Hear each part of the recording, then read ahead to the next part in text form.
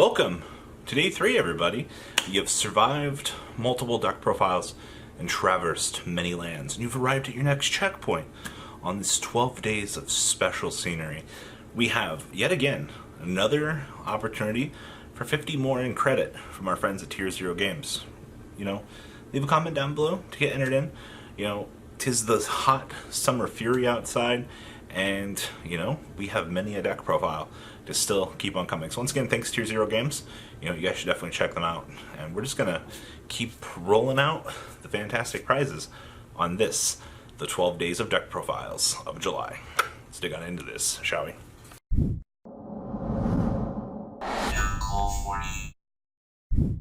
Welcome to day 3, ladies and gentlemen. Like I said, contest prizes.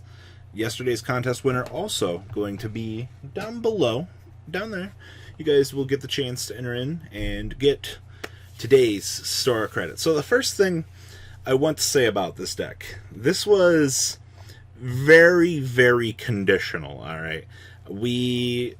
I was given this concept literally about a month ago, and it's been kind of sitting on my desktop for a little bit. Conrad Sillig, you guys might know him. Very old friend of mine, very old face on this channel.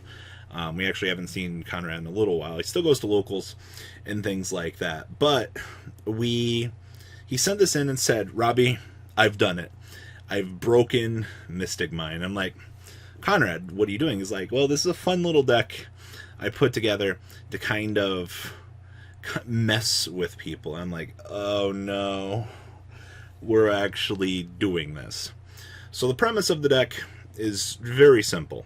We are going to use Destiny board to slow down and attempt to win the game, which we're going to have to assemble all of the Destiny pieces. So death or final, depending on the version you play, it doesn't matter. But you assemble the 5 and you're good to go. So when this card and all the spirit messages with different names are placed on the field, you win the duel. And then once returned during your opponent's end phase, we can place a spirit message card from our hand or deck into our spell and trap card zone face up in the proper order. And then when any spirit message card or Destiny board you control leaves the field, you send all of the spirit message cards and Destiny board that you control to the graveyard. So we're attempting, this is our win con, all right? We're backing it up with Mystic Mine, which we're going to attempt to lock our opponent out of the game by slowing them down. Same thing with sticking a Herald of Perfection on the field with Mystic Mine. This is really risky because, honestly, if your opponent only has one monster on the field when we go to stick the Mystic Mine, the Herald's not going to be able to do anything. We've gotten one win off of this deck. I think we've played 3 games with it, honestly. The scenario that came up was Mystic Mine, stuck the Herald. The opponent had 2 monsters that they couldn't link out because they used most of their extra deck in a combo. We stuck the Herald, we stuck the Mystic Mine.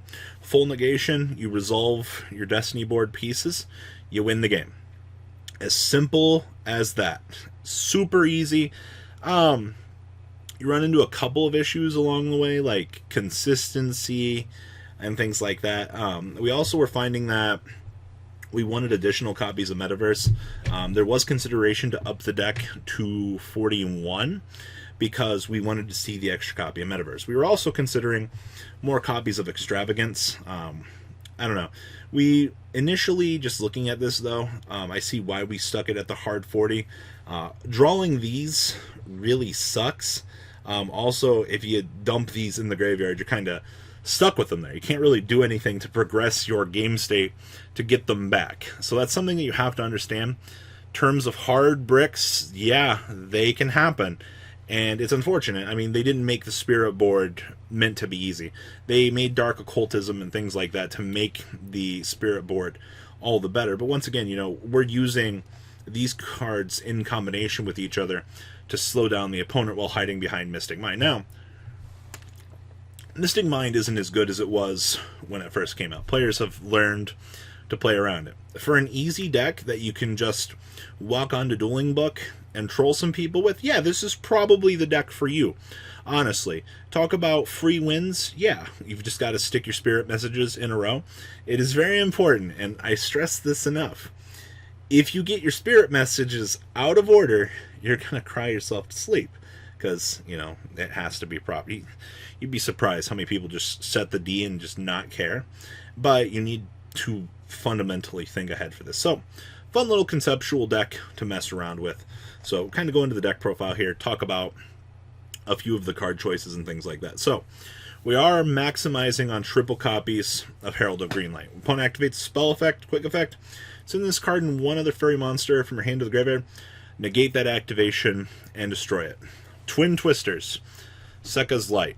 All key spell cards in today's current format that will mess you up, you have access to. The cool thing with this is if you've only stuck the Mystic Mine on the field and you're attempting to dig through the spirit messages and things like that to win the game, as long as your opponent has the monster on the field, you can use the heralds in your hand to protect yourself. Green is definitely the most value that you're going to get out of any of the herald monsters in this deck, and I think that's actually incredibly broken in the long run for how this deck is going to go. Now, we play the 2 copies of Herald of Orange. This is reduced to 2 copies because this is the slower one. If you've stuck the Mystic Mine on the field, you can't really do anything with this. And it's kind of unfortunate to say that because the card is still good, but I mean, Mystic Mine is overriding the opponent's field as it is, so there's nothing that you can really do about it. We've also maxed out on triple copies of the Herald of Purple Light. This is the one that you send it and another fairy from your hand to the graveyard to negate a trap card. Now, the big thing with this is certain matchups, traps aren't going to be as widespread as you would think they are. A lot of the metagame kind of is deviated from a lot of traps in today's format. So yes, while this effect is still very good, and yes, you need to max out on this just in case, Heavy Storm Duster comes up or something like that, but hard draw at level 2 also to feed into your ritual. It's not like you can't banish it to get it back. Then, of course, we play the triple copies of the normal summon Manju. Basically, you can just feed off of this. It also tutors for your spell card and for your Herald of Perfection. Now, the big thing that we're trying to do here is, stick the Herald of Perfection. Slowing down the opponent in a way that they can't out this is incredibly broken. Sticking a 2800 beater on the field, absolutely. Super easy, super, carefree, honestly. Still one of the best cards that the game has to offer, and if you get into a position where you're able to continuously lock your opponent while putting them on a timer with the clock running, you'll get places.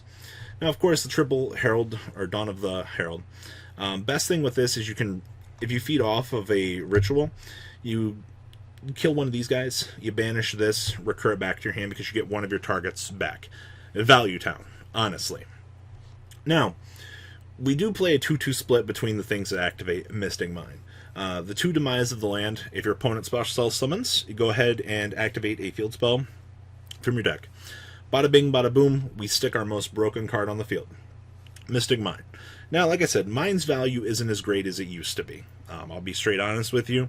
But the thing that you need to understand about this is it will do enough, and we're aiming for more of a fun roguish section for this deck profile. So, value.